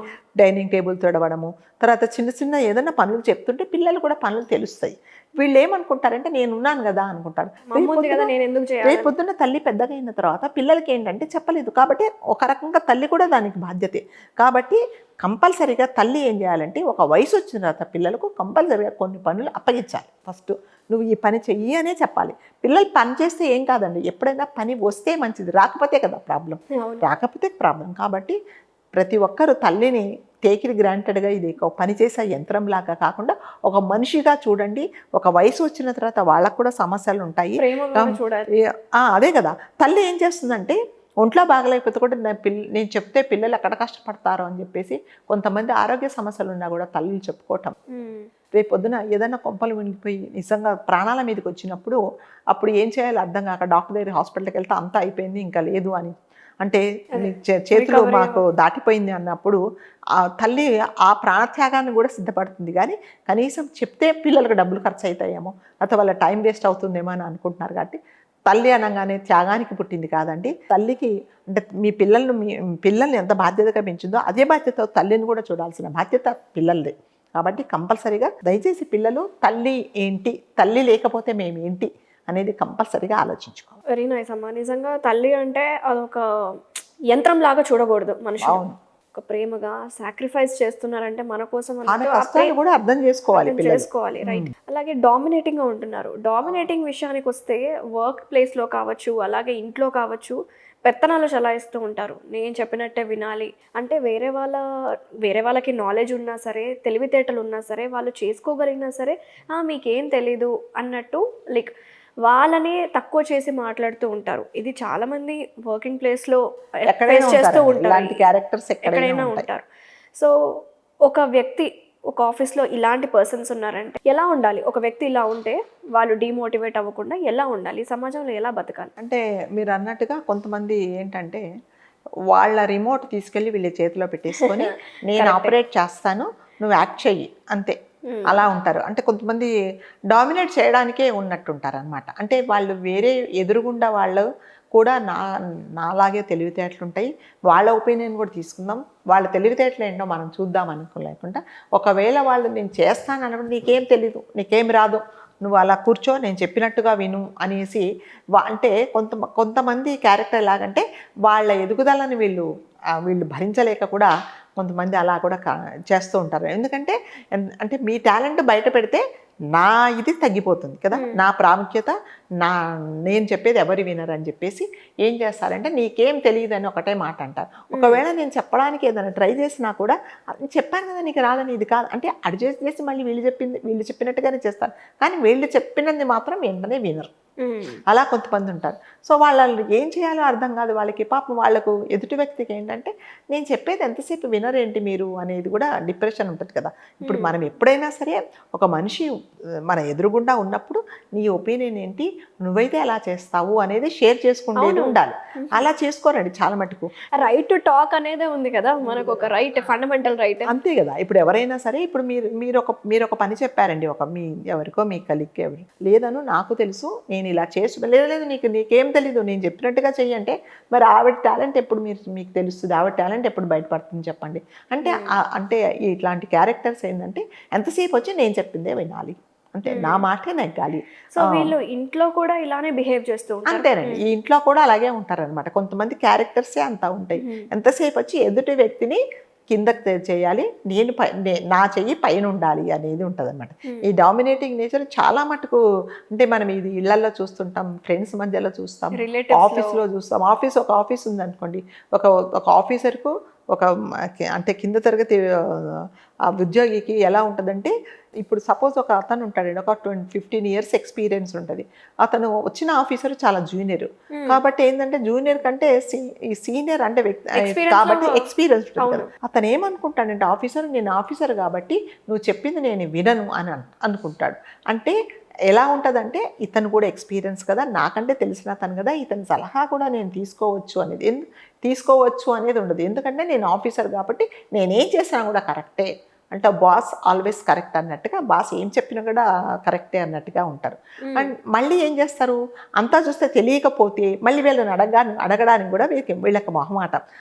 ఇటు చేసి మళ్ళీ తప్పులు చేసి తీసుకొచ్చి వీళ్ళని ఎత్తినేసి మళ్ళీ నేను చెప్పినట్టుగా చెయ్యి, ఇదిగో అది చేసావు ఇది చేసావని. నేను చాలామందిని చూశానండి, అసలు ఏమీ వినరు. వాళ్ళదంతా చూసి మళ్ళీ అడ్డు చేసి కిందికి చేసి పైకి చేసి వీళ్ళు చెప్పిందే కరెక్ట్గా అన్నట్టుగా చేస్తారు. చాలా మటుకు అట్లాగే ఉంటారు, ఇళ్లలో కూడా చూస్తాం. అంటే ఇక్కడ అతని టాలెంట్ ఏంటో గుర్తించకుండా నేనే చేశానని గొప్పలు చెప్పుకునే బాసులు కూడా ఉంటారు అట్లాగే. ఇంకొకటి అలా ఉంటారు. కొంతమంది ఏంటంటే భరించలేరు అనమాట. ఇదేంటి, నా కింద పనిచేసే వాళ్ళ మాట నేను ఎందుకు వినాలి. అతనికి కూడా తెలుసు ఇతను చాలా టాలెంటెడ్, ఇతను చెప్పింది కరెక్ట్ అని ఇతనికి తెలిసినా కూడా అది యాక్సెప్ట్ చేయడు. ఎందుకంటే బికాస్ ఆఫ్ హిస్ పొజిషన్. ఎందుకంటే నువ్వు చెప్పిన మాట నేను ఎందుకు వినాలా అనే వాళ్ళు కూడా ఉంటారు. అలాంటి వాళ్ళ దగ్గర ఏం చేయాలంటే, నిజంగా అంటారు కదా, మన మాట నెగ్గనప్పుడు మనం ఏం చేయలేమండి. కొన్ని విషయాలలో, కొన్ని ఆఫీసులలో కానీ ఎక్కడన్నా మీరు పనిచేసే దగ్గర కూడా ఏమవుతుందంటే, బాస్ ఏం చెప్తే అది వినాల్సిన పరిస్థితే వస్తుంది. ఎందుకంటే బాస్ కాబట్టి మీ టాలెంటు మీరు అంటే బయటికి పెట్టే మీకు సమయము సందర్భము మీకు రాదు. ఎందుకంటే మిమ్మల్ని ఎంతసేపు అణగదొక్కడానికి చూస్తారు. కొంతమంది ఉంటారండి, అవునా నువ్వు చెప్పింది కూడా కరెక్టే, ఇలా కూడా చేసి చూద్దాం మనం అనే ఛాయిస్ ఇచ్చేవాళ్ళు కూడా కొంతమంది ఉంటారు. కానీ చాలా తక్కువ. అలాంటి వాళ్ళకు డామినేషన్ నేచర్ ఉంటుందండి. వాళ్ళు ఎంతసేపు డామినేట్ చేయరు. నేను ఇన్ని రోజులు ఇలా చేశానా, ఈవిడేదో షార్ట్ కట్ చెప్తుంది కదా, నేను ఇలా చేస్తాను, నాకు టైము ప్లస్ డబ్బులు కూడా సేవ్ అవుతాయి కదా అన్నట్టుగా వాళ్ళు చెప్పింది కూడా వింటారు.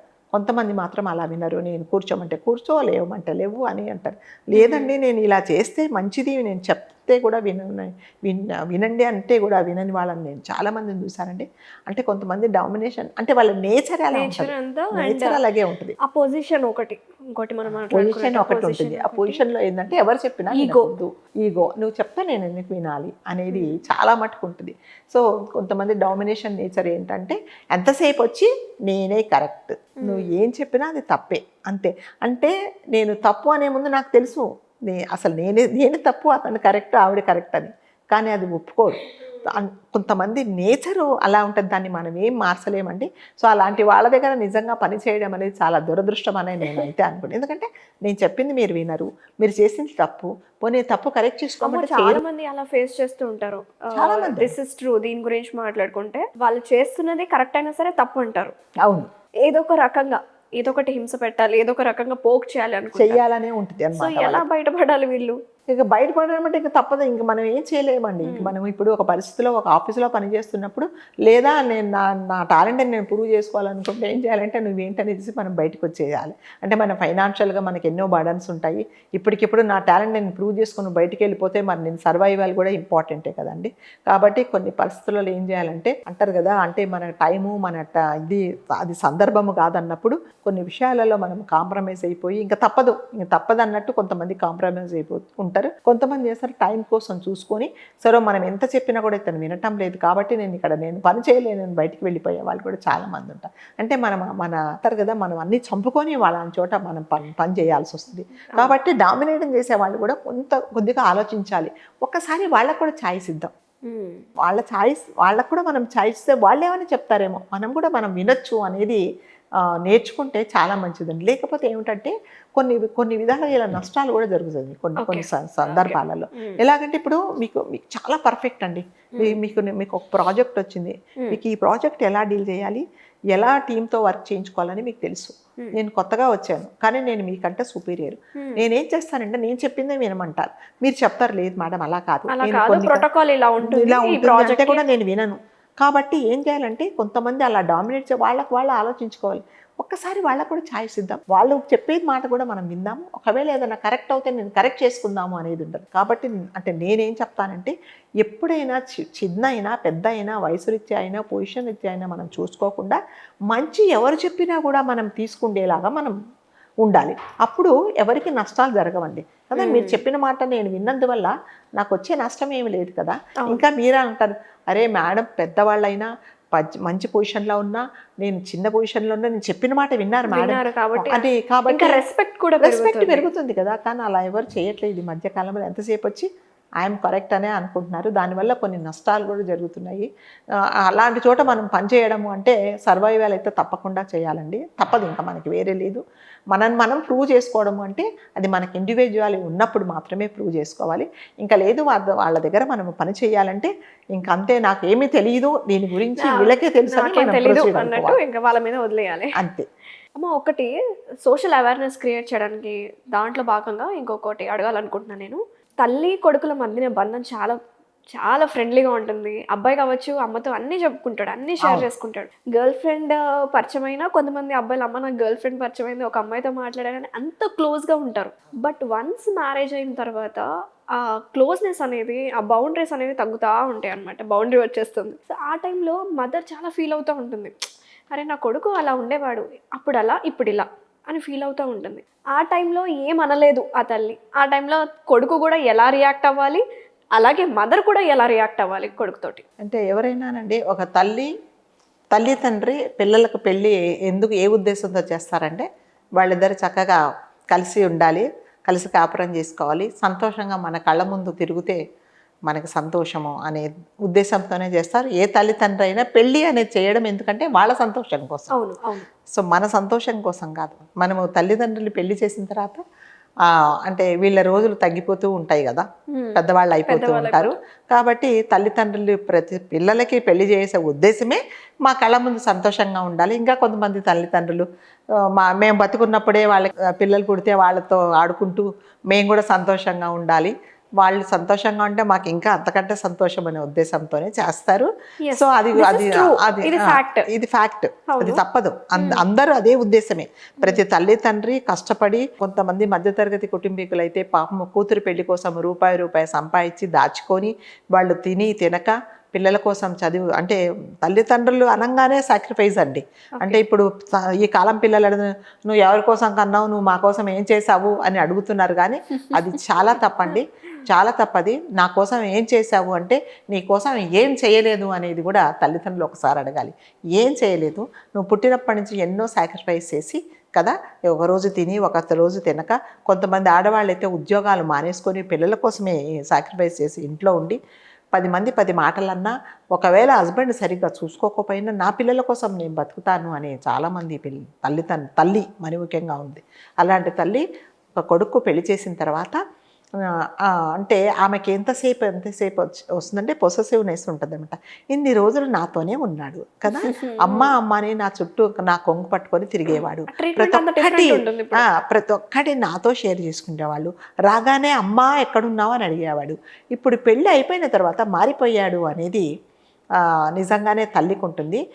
అంటే నా సలహా అని నేను చెప్పట్లేదండి, ప్రతి తల్లి తెలుసుకోవాల్సింది ఏంటంటే కొడుకుకు పెళ్లి చేసిన తర్వాత ఆ కొడుకు ఇది వరకు పెళ్లి కానప్పుడు ఉన్నంతగా నీతో టైం స్పెండ్ చేయలేడు అనేది నువ్వు మైండ్లో ఫిక్స్ చేసుకోవాలి.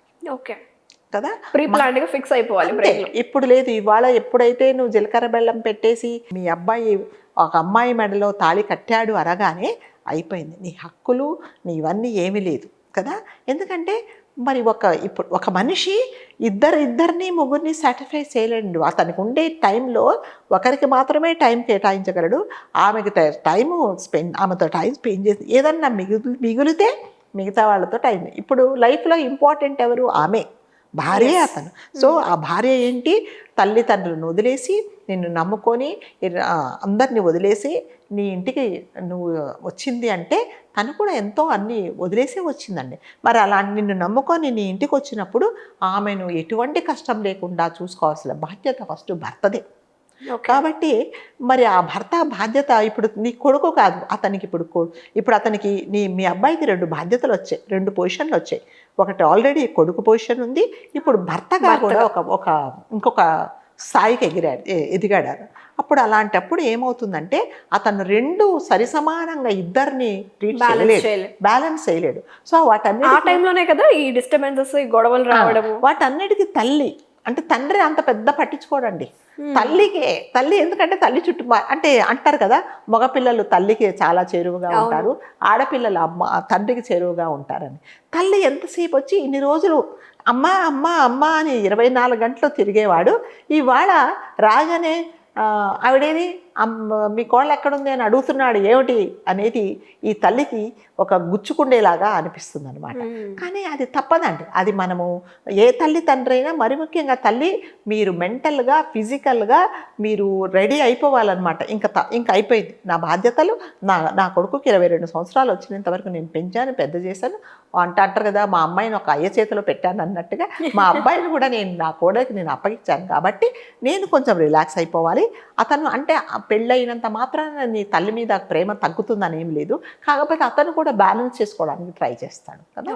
ఇదివరకు ఏమయ్యేది, ఆఫీస్ నుంచి రాగానే అమ్మ ఇదిగో కూర్చో, నాతో పాటు కూర్చో, ఇదిగో మా ఆఫీస్లో ఇది జరిగింది, అది జరిగింది, ఇది జరిగింది, మరి రేపు హాలిడే, మన ఇద్దరం కలిసి ఎక్కడికైనా వెళ్దామా, నువ్వు నేను అమ్మాయి వెళ్దామా, లేకపోతే చెల్లి అందరం కలిసి వెళ్దామని ప్లాన్ చేసుకునేవాళ్ళు.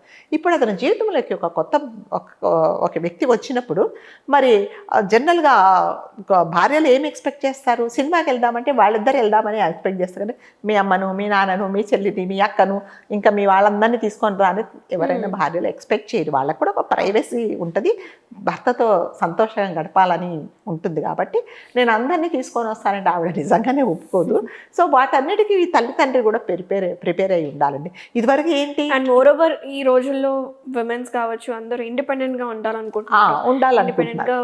అందరూ సేమ్ మెన్ కి ఈక్వల్ గానే జాబ్ చేసుకుంటూ ఎవ్రీథింగ్ వాళ్ళ ఓన్ ఫైనాన్షియల్ స్టెబిలిటీ కూడా చూసుకుంటారు. నిజంగా మనం అప్రిషియేట్ చేయాలి. అమ్మాయిలు ఎవరి మీద డిపెండ్ అవ్వకుండా వాళ్ళకై వాళ్ళు సంపాదించుకుంటున్నారు. కాబట్టి తల్లి ఏంటంటే వీటన్నిటికీ ప్రిపేర్ అయ్యి ఉండాలి. ఇదివరకు ఒక టూర్ ప్లాన్ చేస్తే అందరు కలిసి ఒక ట్రిప్కి వెళ్ళాలంటే అందరు కలిసి వెళ్ళేవాళ్ళు. ఇప్పుడు భార్య ఏమంటదంటే మన ఇద్దరం కలిసి వెళ్దామంటది. మరి ఇప్పుడు తల్లికి అప్పుడు పించింగ్ ఉంటుంది అనమాట. అదేంటి ఇన్ని రోజులు నువ్వు మా అందరం కలిసి వెళ్ళావు కదంటే నువ్వు దానికి కూడా ప్రిపేర్ అయి ఉండాలి. ఇది వరకు మనతో వచ్చినట్టుగా ఇప్పుడు మా అబ్బాయి నాతో రాలేడు, అతనికి భార్య ఉంది కాబట్టి ఆమెతో కూడా టైం స్పెండ్ చేయాలనేది తల్లి మరి ముఖ్యంగా ప్రిపేర్ అయి ఉండాలండి. ఇప్పుడు తల్లిదండ్రులు అంటే ఇప్పుడు మీరు అంటారు కదా తల్లికి అత్తగారికి కోడలకి ఎందుకు పడట్లేదంటే ఇవి కూడా కొన్ని రీజన్స్. అంటే ఈ అబ్బాయి పెరిగిన వాతావరణం సిచ్యువేషన్ తగ్గట్టు ఈ గొడవలు స్టార్ట్ అవుతాయి. అంటే అబ్బాయికి ఏంటి ఎంతసేపు వచ్చి తల్లి చేతి రుచి తెలుసు, తల్లి వండి పెట్టిందో రుచి తెలుసు. ఇప్పుడు భార్య ఏమనుకుంటుందంటే నా భర్తకు నేనే వండి పెట్టాలి, అతన్ని ఏమేమి కావాలో నేను అన్ని సమకూర్చుకోవాలి అని అనుకుంటుంది. అంటే తల్లి పాత్ర కొంచెం తగ్గిపోతుంది కదా, భార్య వచ్చింది కాబట్టి. దానికి మళ్ళీ చెప్పినట్టుగా మళ్ళీ ఈమె ప్రిపేర్ అయ్యాలి. అదేంట్రా ఇన్ని రోజులు నేను చేస్తే బాగుందన్నా మీ ఆవిడ చేస్తే నీకు నచ్చుతుందా అని అంటే అనకూడదు అలాగా. అంతే మరి, ఎందుకంటే భార్య ఆమె. ఇప్పుడు నువ్వు ఇంకా ఉంటావు 10 ఏళ్ళో 15 ఏళ్ళో, ఇంకా ఉంటే 20 ఏళ్ళు ఉంటావు. జీవితాంతం రేపు పొద్దున కలిసి కాపురం చేసి ఇంకా ముందు జీవితం అనుభవించాల్సింది వాళ్ళిద్దరు కదా. నువ్వు ఉండలేవు కదా. తల్లి తండ్రి అతనితో లాస్ట్ వరకు ప్రయాణించలేరండి. ఉంటారా? ఉండరు. కాబట్టి మనం కూడా తల్లి పాత్ర అనేది కొంచెం వెనక్కు తగ్గడానికి ట్రై చేయాలి. ఇన్ కేస్ ఇప్పుడు తల్లి ఒక్కతే ఉంది, ఫాదర్ లేరు, ఇంకా తల్లి బాధ్యత కూడా చూసుకోవాలి అన్నప్పుడు కూడా కొంచెం ఇంపార్టెన్స్ ఇవ్వాలి కదా. ఇంపార్టెన్స్ ఇస్తాడు, కానీ ఎలా ఇస్తాడంటే ఆమెకి ఇచ్చి నీకు ఇస్తాడు. కానీ తల్లి ఏం ఎక్స్పెక్ట్ చేస్తుందంటే ఎంతసేపు 100% నా మీద కాన్సన్ట్రేట్ చేయాలి అంటే మాత్రం అది కుదరదండి. అదని చెప్తున్నా, తల్లి కంపల్సరీగా ప్రిపేర్ అయిపోవాలి. లేదు నాకు మా అబ్బాయి నాతోనే ఉండాలి అంటే నువ్వు అసలు పెళ్లి చేయి. అంతే కదా మరి. ఇప్పుడు పెళ్లి చేయకు, వద్దురా బాబు నీకెందుకు, నన్ను ఎవరు చూస్తారు, మరి నాతో పాటు ఉండు, నేను పోయేదాకుండు అని అంటే మరి అది కుదరదు కదండి. మరి ఇప్పుడు ఏ తల్లిదండ్రులు అయినా నేను ఇదివరకు చెప్పినట్టుగా పిల్లల సంతోషం కోసమే తల్లిదండ్రులు ఎన్నో త్యాగాలు చేస్తారు. మరి అలాంటి నీ కొడుకు హాయిగా సంతోషంగా కాపురం చేసుకుంటే నువ్వు చూడాలి, కానీ ఎంతసేపు వచ్చి నీతో పాటు ఉండాలంటే అది జరగదండి. కాబట్టి తల్లి నిజంగా మీరు అన్నట్టుగా తండ్రి లేని తల్లి ఒకతే ఉంటే కంపల్సరీగా తన కొడుకు కంపల్సరీగా ప్రేమ ఉంటుందండి. కానీ అది కొన్ని అంటే ఇది వరకు ఉన్నంతగా 100% నీ మీద కాన్సన్ట్రేట్ చేయలేడు. మనం అంటే తల్లి కూడా వాలంటరీగా కొన్ని విషయాలలో తప్పుకోవాలి. అమ్మ టవల్ ఎక్కడ పెట్టావు అని అంటే, అరే మీ ఆవిడ ఉంది కదరా అడుగు అనాలి కంపల్సరీగా. అమ్మ ఈరోజు టిఫిన్లో బ్రేక్ఫాస్ట్ ఏం చేస్తున్నావు అంటే, చూడు మీ ఆవిడ ఉంది కదా అడుగు ఏం వండుతుందో, మరి ఇద్దరం కలిసి తిందాము అనేలాగా ఉండాలి.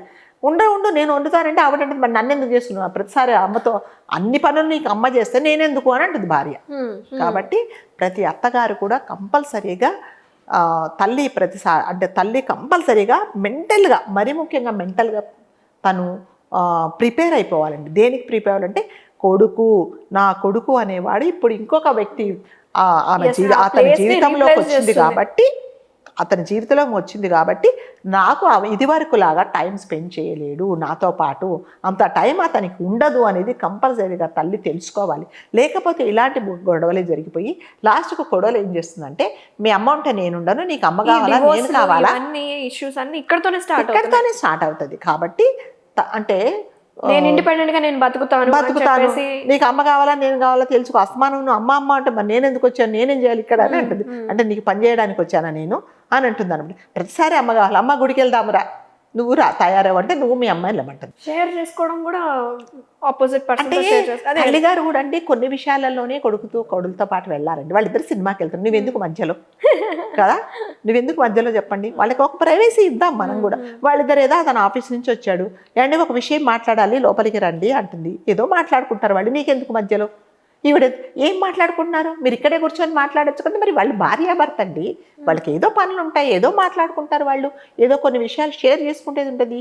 మరి అన్నిట్లో నువ్వు మధ్యలో ఉంటే మరి వాళ్ళు భార్యాభర్తలు ఎందుకు అవుతారు చెప్పండి, కాదు కదా. అంటే కొడుకుకు నీకే విషయాలు చెప్పాలో ఏ విషయాలు చెప్పకూడదు అంటే వయసు రీత్యా కూడా కొడుకు అంటే కోడలు కొంతమంది అబ్బాయిలు ఏం చేస్తారంటే, అమ్మ పెద్దగా అయిపోయింది కదా, మనం ఇప్పుడు నాకేదో ఉద్యోగంలో టెన్షన్ ఉంది, లేదో రోడ్డు మీద ఎవరితోనో గొడవ అయింది, ఇవి నేను అమ్మకి చెప్పి ఎందుకు నేను బాధ పెట్టడం అని కొన్ని షేర్ చేసుకోండి. వీళ్ళేమనుకుంటారు నాకేం చెప్పట్లేదు కదా, నాకు ప్రిఫరెన్స్ ఇవ్వట్లేదు, నాకు ఇంపార్టెన్స్ లేదు, నేను ఇప్పుడు దేనికి పనికి రాకుండా అయిపోయాను, ఎన్నో వాడతారు. కాబట్టి ఇలా కాకుండా తల్లి మళ్ళీ నేను చెప్తున్నా, తల్లి కంపల్సరిగా కొడుకు పెళ్లి కుదిరిన రోజు నుంచే ఇంకా నాది బాధ్యత లేదు, మా అబ్బాయి ఏదైనా చెప్తే నేను వింటాను, ఏదన్నా నా సలహా అడిగితే నేను ఇస్తాను అనేలాగే ఉండాలి. కానీ ప్రతిసారి నేనున్నాను అని కాళ్ళు చేతులు దూర్చేస్తే ఏముంటుందంటే లాస్ట్గా కొడుకు విసుగొచ్చి, అమ్మ నీకు ఎందుకమ్మా, మేము ఏదో మాట్లాడుకుంటున్నాం కదా, అవసరమైతే నీకు చెప్తాం కదా అనే విసుగు కూడా వస్తుంది. కోడలు కూడా ఏంటి మీ అమ్మకేం పర్లేదు, అస్తమానం మన ఇద్దరి మీద విసుగు దూరుతుంది కోడలు కూడా అంటుంది. కాబట్టి తల్లి కంపల్సరీగా ప్రిపేర్ అయిపోవాలి. మా అబ్బాయి నా బాధ్యతలు నేను పెంచాను, 22 సంవత్సరాలు 23 సంవత్సరాల వరకు నేను పెంచాను, కాబట్టి ఇంకొకరికి నా అబ్బాయిని నేను అప్పగిస్తున్నాను. మీరు మీ వస్తువును కానీ ఒక మనిషిని కానీ మనం ఒకరికి అప్పగించినప్పుడు వాళ్ళు మళ్ళీ మీకు ఇస్తేనే మీరు తీసుకోవాలి. లేదేదన్నా అడిగితే బాబు ఇదిగో నేను మా అమ్మగారి ఇంటికి వెళ్తున్నాను, మరి మీ అమ్మతో నువ్వు 2 రోజులు ఉండు అంటే నువ్వు సంతోషంగా ఉండు అప్పుడు. అంతేగాని నువ్వు ఎప్పుడు వెళ్ళిపోతావు నేను మా అబ్బాయి కలిసి హాయిగా ఉంటాము అనే పరిస్థితి తీసుకురాకూడదు. ఇంకోటమ్మా, మీరు యాజ్ ఎ మోటివేషనల్ స్పీకర్గా చాలా మందికి అవేర్నెస్ ఇస్తూ ఉంటారు, కౌన్సిలింగ్ చేస్తూ ఉంటారు, ఎస్పెషల్లీ ఉమెన్స్కి అండ్ ఆడపిల్లలతో కూడా మీరు మాట్లాడుతూ ఉంటారు. దిస్ ఇస్ వెరీ రిలేటబుల్ అనమాట, అమ్మాయిలకి కావచ్చు, నాకు చూస్తున్న ఎవ్రీ గర్ల్కి. రీసెంట్గా ఒకటి చూసాను నేను, కడలి, ఆ అమ్మాయి అసలు బట్టల గురించి మాట్లాడుతుంది, మనం వేసుకునే డ్రెస్ సెన్స్ గురించి మాట్లాడుతుంటే స్లీవ్లెస్ వేసుకోవాలి అని అనిపిస్తుంది ఒకవేళ ఇన్ కేస్ అమ్మాయికి. అంటే నా ఇష్టము, నేను వేసుకోవడం నా ఇష్టం, నాకు ఆ హక్కు ఉంది కదా, నా డ్రెస్ సెన్స్ ఇలా ఉండాలి, నా జీన్స్ కావచ్చు టీషర్ట్ ఏదైనా నాకు హక్కు ఉంది, నా ఇష్టం ఉన్నట్టు నేను రెడీ అవుతాను అని అనుకుంటారు కొంతమంది. బట్ చూసే ఆపోజిట్ పర్సన్ అబ్బాయిలు కావచ్చు ఈ టైప్ ఆఫ్ డ్రెస్ సెన్స్ ఏంటి అంటే ఇదా వేసుకోవడము అని కమెంట్ చేస్తూ ఉంటారు. కొంతమంది దీనికి పాజిటివ్గా కమెంట్ చేశారనమాట ఈ అమ్మాయి అన్నదానికి. అంటే ఆడవాళ్ళు ఒక అమ్మాయి కాలేజ్కి కావచ్చు, ఒక వర్కింగ్ ఉమెన్ ఆఫీస్కి వెళ్తున్నప్పుడు కావచ్చు, అసలు డ్రెస్ సెన్స్ గురించి మనం మాట్లాడుకుంటే ఎలా దీన్ని మీరు అడ్రస్ చేస్తారమ్మా? అంటే ఆపోజిట్ పర్సన్ అబ్బాయిలకి కొంతమంది ఆ అమ్మాయి చెప్తున్న పాయింట్స్ కరెక్టే కదా, తన ఇష్టం కాబట్టి తన ఇష్టం ఉన్నట్టు వేసుకుంది, ఇట్స్ హర్ ఫ్రీడమ్ అని అనుకున్నారు కొంతమంది. బట్ కొంతమంది అబ్బాయిలు దీన్ని అపోజ్ చేశారు. మీరేమంటారు అసలు? అంటే డ్రెస్సులు చూసి మీరు వేసుకుంటే వేషధారణను బట్టి అబ్బాయిలు ఏదో చేస్తారు అనేది లేదండి. ఎటువంటి అంటే ఈ కాలంలో మీరు అంటే నేను ఇంకొకలాగా చెప్తున్నాను, అబ్బాయిలకు చెడు చూపు ఉంటే ఎలా ఫుల్ పట్టుచీర కట్టుకున్నా, మీరు స్లీవ్లెస్ వేసుకున్నా, షార్ట్స్ వేసుకున్నా, వాళ్ళ ఆలోచనలు చెడుగా ఉంటే వాళ్ళు అలాగే ఆలోచిస్తారు. కాబట్టి డ్రెస్సింగ్ సెన్స్ అనేది నేనేం చెప్తున్నాను అంటే సమయము సందర్భాన్ని బట్టి మనం ఎలా వేసుకోవాలనేది కంపల్సరీగా మనకు అన్నీ తెలుసు కదా. మీరు ఒక గుడికి వెళ్తున్నప్పుడు ఎలా వెళ్తారు? చక్కగా బొట్టు పెట్టుకొని జడ వేసుకొని చీర కట్టుకొని ఒక పద్ధతిగా వెళ్తున్నారు. ఒక స్విమ్మింగ్కి వెళ్తున్నారు, స్విమ్మింగ్కి వెళ్ళినప్పుడు పట్టు చీర కట్టుకొని వెళ్ళరు కదండి, స్విమ్మింగ్ సూట్లోనే వెళ్తారు మీరు కంపల్సరీ కదా. ఎవరో పోయారు, మళ్ళీ వాళ్ళని మనం పలకరించడానికి వెళ్ళినప్పుడు మనం ఎలా వెళ్ళాలో మనకు తెలుసు. మనం ఫుల్ మేకప్ వేసుకొని పట్టు చీర కట్టుకొని దాపు దర్పంగా వెళ్ళం కదా. అట్లాగే మీరు ఒక కాలేజీకి వెళ్తున్నప్పుడు కాలేజీకి ఎలా వెళ్తారు అలాగే వెళ్తారు. కాబట్టి ఎవరి గురించి ఎవరి డ్రెస్సింగ్ గురించి మనకు కమెంట్ చేసే రైట్ లేదండి. అది వాళ్ళ కంఫర్ట్ ప్రకారం ఉంటారు. కాకపోతే కొంతమంది మగ వెధవాలు ఏమంటున్నారంటే కొంతమంది మాత్రమే మీరు డ్రెస్సులు ఇలా వేసుకుంటే మేము ఇలాగే టెంప్ట్ అయిపోతాం, ఇలాగే మాట్లాడతాం అని అంటారు. మరి నిజంగా అలాగే మాట్లాడతారు, మీరు నిజంగా అలాగే టెంప్ట్ అయిపోయారు, కరెక్టే. సో మనం కూడా మగవాళ్ళ వైపు మాట్లాడదాం. స్లీవ్లు వేసుకున్నావు, నువ్వు షార్ట్ వేసుకున్నావు కాబట్టి నిన్ను చూసి నాకు టెంప్టేషన్ వచ్చింది, నేనేదో వెధవ పని చేశాను, వెధవ మాట మాట్లాడాను అనుకుంటారు. మరి పొత్తిళ్లల్లో పడుకున్న తల్లి దగ్గర పడుకున్న పిల్ల నిన్నేం టెంప్ట్ చేసిందని నువ్వు రేపు చేస్తావు? ఏం చేసిందని చెప్పేసి నా 2 ఏళ్ల పిల్లను తీసుకెళ్ళి నువ్వు పాడు చేస్తావు?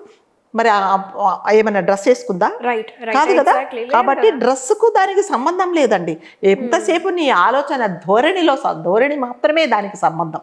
కాబట్టి డ్రెస్సింగ్ అనేది ఎవరి కంఫర్ట్ ప్రకారము వాళ్ళు వేసుకుంటారు. దానికి ఎవరి గురించి డ్రెస్సింగ్ గురించి మాట్లాడాల్సిన అవసరమే లేదు. అది కమెంట్ కూడా మనం చేయొద్దు. కాకపోతే మనం కూడా ఆడవాళ్ళు కూడా అంటే ఎవరైనా అమ్మాయిలు కూడా వెళ్ళేటప్పుడు వాళ్ళకి అంటే ఇప్పుడు చెప్పాల్సిన అవసరం లేదు, వాళ్ళకి తెలుసు ఏ సందర్భానికి వెళ్తున్నాను, నేను ఏ సందర్భంలో ఎటువంటి డ్రెస్ వేసుకోవాలని కంపల్సరీగా 99.9% అందరికీ తెలుసు. 1% అంటే ఇంకా మనం ఏం చెప్పలేమండి దానికి మన వాళ్ళ పుట్టిన వాతావరణం ప్రకారం ఉంటుంది. కాబట్టి మీరు నువ్వు ఇలా డ్రెస్ వేసుకున్నావు కాబట్టి నువ్వు చాలా మంది నేను చూశాను ఇలా డ్రెస్ వేసుకుంటే ఆడవాళ్ళు మగవాళ్ళు మాత్రం ఏం చేస్తారు? డిసైడ్ చేసేస్తారా అమ్మా డ్రెస్ వేసుకున్న? లేదండి, నువ్వు ఎప్పుడైనా వేషధారణను బట్టి నువ్వు మనిషిని ఎప్పుడు కూడా మనము ఇచ్చేయలేమండి కదా. మనుషులను మనం అసెస్ చేయలేము కూడా. సో కొంతమంది ఏంటంటే చాలా మోడర్న్గా ఉంటారు, కానీ చూడడానికి చాలా అంటే ఈ డారింగ్గా ఉంటారు. వాళ్ళు ఏదైనా మాట్లాడాలి, కానీ వాళ్ళ ఆలోచనలు, వాళ్ళ పద్ధతి, వాళ్ళు లైఫ్ స్టైలు చాలా సెన్సిటివ్గా చాలా పద్ధతి ప్రకారం ఉంటుంది. అంటే జీన్స్ వేసుకున్న ఆడవాళ్ళందరూ అమ్మాయిలందరూ చాలా మోడర్న్ అని, పట్టుచీర కట్టుకున్న వాళ్ళందరూ చాలా పద్ధతిగా ఉంటారని లేదండి, అలా ఏమీ ఉండదు. సో వాళ్ళ పుట్టి పెరిగిన వాతావరణం, వాళ్ళ పరిస్థితులు, వాళ్ళ ఆలోచన ధోరణిని బట్టే ఉంటుంది. దిస్ ఇస్ హ్యాపెనింగ్ ఎందుకంటే అమ్మ సోషల్ మీడియాలో మనకు కనిపిస్తుంది వాళ్ళ డ్రెస్ సెన్స్ ఒకటి, వాళ్ళు చేస్తున్న రీల్స్. ఎందుకంటే ఈ రోజుల్లో రీల్స్ కామన్ కాబట్టి వాళ్ళు చేస్తున్న రీల్స్ బట్టి వాళ్ళ డ్రెస్ సెన్స్ బట్టి చేస్తున్నారు కొంతమంది. సో ఒక అమ్మాయి పట్టుచీర కట్టుకొని ఒక మంచి రీల్స్ ఎప్పుడు చీరలోనే రీల్స్ చేస్తుంది కావచ్చు, వీడియోస్ చేస్తుంది అంటే ఆ అమ్మాయి క్యారెక్టర్ని డిసైడ్ చేయొచ్చా? లేదండి, అలా డిసైడ్ చేయడానికి లేదా డిసైడ్ చేసామంటే you have no right to decide. అలా ఎలా చేస్తారండి? ఇప్పుడు ఒక పట్టు చీర కట్టుకున్నామని నిజంగా పరమ పవిత్రంగా ఉంటుందని మీరు సర్టిఫై చేస్తారా? లేదు, ఒక స్లీవ్లెస్ వేసుకొని జీన్స్ వేసుకొని షార్ట్ వేసుకున్న అమ్మాయికి క్యారెక్టర్ లేదని మీరే ఎలా చెప్తారండి? అలా చెప్పడానికి ఎవరికి రైట్ లేదు. మనం అసలు అలా అసెస్ కూడా చేయకూడదండి. అంటే మీరు అన్నట్టుగా కొంతమంది ఒక బ్యాచ్ ఉంటుందండి, ఏం చేసినా కూడా ట్రోలింగ్స్ వస్తాయి, ఏం చేసినా కూడా ఒక బ్యాడ్ కామెంట్ చేసేవాళ్ళు, వాళ్ళది ఒక టీం ఉంటుంది అనమాట. ఆ టీం ఏంటంటే మీరు మంచి చేసినా చెడు చేసినా ఏం చేసినా కూడా అందులో కమెంట్ చేస్తారు. సో అందరినీ అలాంటి కమెంట్స్కి మనం అసలు భయపడాల్సిన అవసరమే లేదండి. నేనేంటో తెలుసు, నేను అంత డిసిప్లిన్గా ఉన్నానో తెలుసు, నేనేం చేస్తున్నానో నాకు తెలుసు, ఏ సందర్భంలో నేను ఈ డ్రెస్ వేసుకున్నానో, ఏ సందర్భానికి నేను వెళ్తున్నాను అనేది నాకు నిజంగా I'm very sure about me. కాబట్టి మనం ఎవరికి మనము అందరికీ మనం సమాధానం చెప్పాల్సిన అవసరం అయితే ఏమీ లేదండి. అలా చెప్పాలి అంటే మనం ప్రతి ఒక్కరికి సమాధానం చెప్పాలంటే ఇంకా మన టైం సరిపోదు.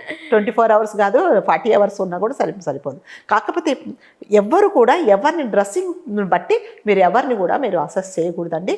వీళ్ళ క్యారెక్టర్ ఇది, ఈమె పెద్ద బొట్టు పెట్టుకుంది, ఈమె ఫుల్ గాజులు వేసుకుంది, ఈమె చాలా పద్ధతిగా ఉంది, మంచిది అని అంటే ఆ వెనక కూడా ఎన్నో అంటే నిజంగా కొంతమంది ఆడవాళ్ళు అలా పద్ధతిగా ఉండి తప్పుడు పని చేసే వాళ్ళు ఉన్నారు. స్లీవ్లెస్ వేసుకొని షార్ట్స్ వేసుకొని చాలా పద్ధతిగా తల్లిదండ్రులు చెప్పిన ప్రకారం ఒక డిసిప్లిన్ లైఫ్ డీల్ చేసే వాళ్ళు కూడా చాలా మంది ఉన్నారు. కాబట్టి డ్రెస్సింగ్ అనేది అసలు దీనికి కౌంటే కాదండి. కాబట్టి ఎప్పుడు కూడా మనం ఒక మనిషిని మనము చూసి మనం ఎప్పుడు అసెస్ చేయకూడదండి కదా. కాబట్టి అది చాలా తప్పు. అలా ఎవరైనా చేశారంటే అది వాళ్ళ కర్మ అని వదిలేసేయాలి అంతే. థ్యాంక్ యూ సో మచ్ అమ్మా. వెరీ యూస్ఫుల్ ఇన్ఫర్మేషన్, అవేర్నెస్ మళ్ళీ క్రియేట్ చేసేసారు. ఎస్పెషల్లీ ఉమెన్స్కి, మగవాళ్ళకు కూడా ఎలా ఉండాలి ఏంటి అనేసి. థ్యాంక్ యూ సో మచ్ అమ్మా. థ్యాంక్ యూ సో మచ్ అండి. నమస్తే.